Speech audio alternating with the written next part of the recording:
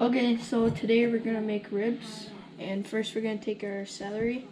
We're gonna cut the butt off, and we can set that aside for later. Throw the butt in the garbage,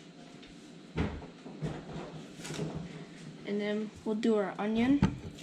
We cut both ends off first.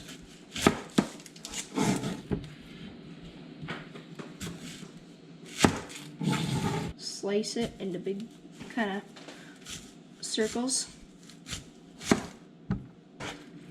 and then we can peel the outside of the onion off. And then there's our onion. Yeah. Put that on the plate for later. I'm gonna preheat the oven to 275. Okay. Then we're going to take the packaging off the ribs. I'll turn the camera back on when I do that. Okay, so I have one more in the packaging, but we don't have room on the cutting board to do that one, so angle cam here. Since we have a smaller pan, and we gotta fit it all in there, I'm going to cut these ribs in half. You're gonna follow the bone where you choose to cut it.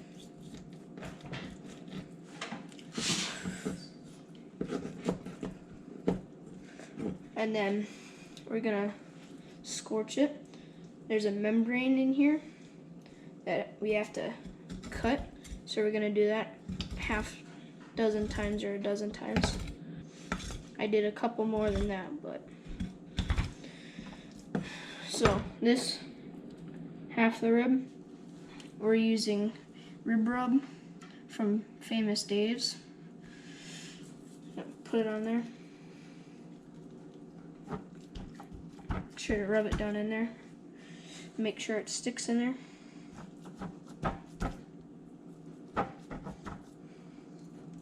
You can put however much seasoning you want on it, but this is about good for us. Get it on the underside.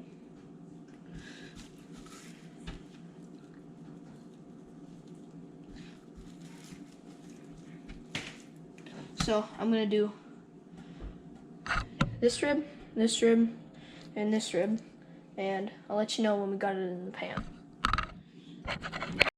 So when you score, you just take the tip of your knife and you kind of cut that membrane, so when it is done cooking, this membrane doesn't hold the ribs together, and it kind of falls right off the bone, and it tastes good.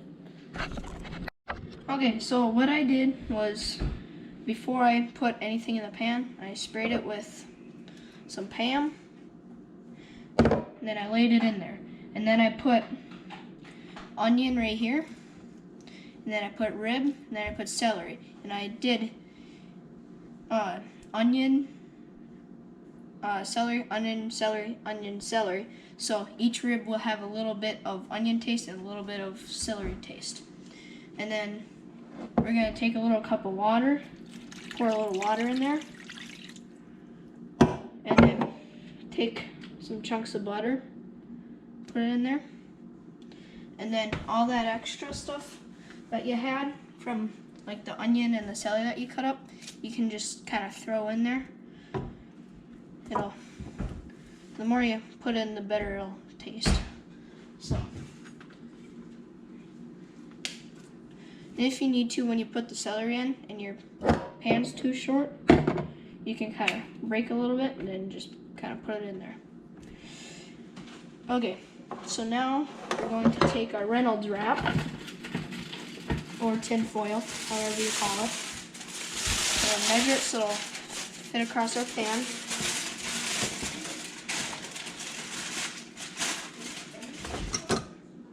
We're going to cut it.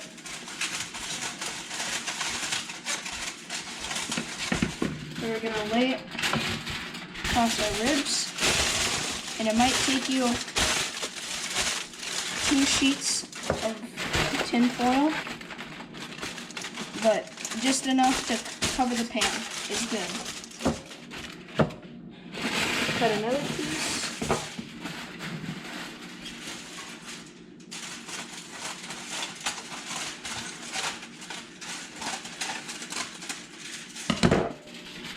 Lay it on that little gap we have there.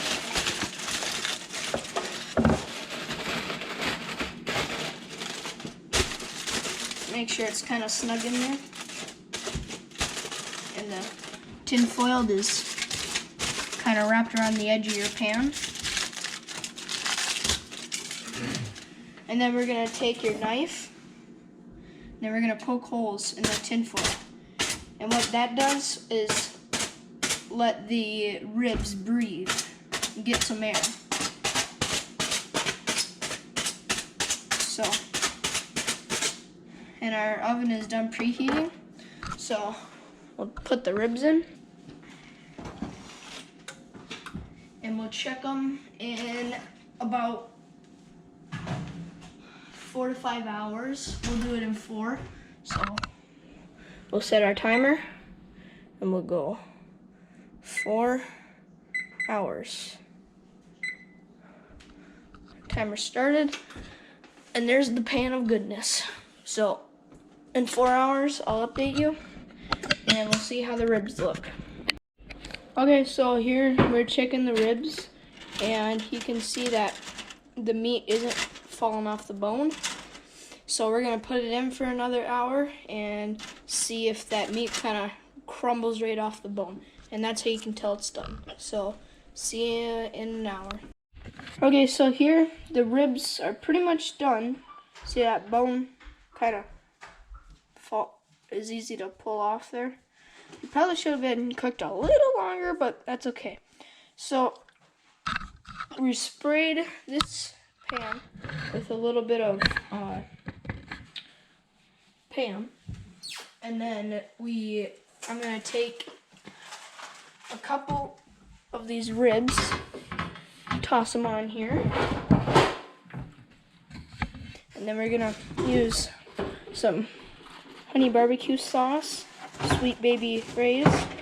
We're just gonna put the meat side up, and then we're just gonna kind of put that barbecue sauce on there.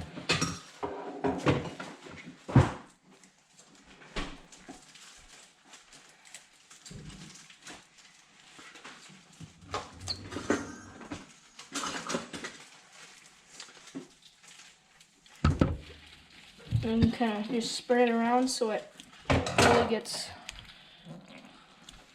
on there, on every kind of spot on the meat side of the ribs.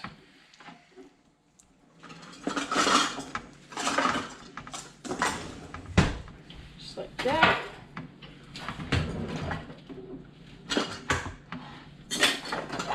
And then we're going to put it back in the oven for a couple minutes. And then what that's going to do is it's going to caramelize the barbecue sauce. And then it's going to be awesome. So we'll see you when we're taste testing. Okay, so our ribs are done. And they're pretty much falling off the bone.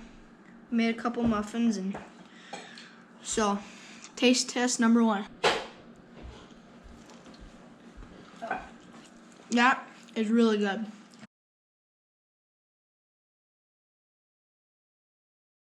Like, share, subscribe. See you next time.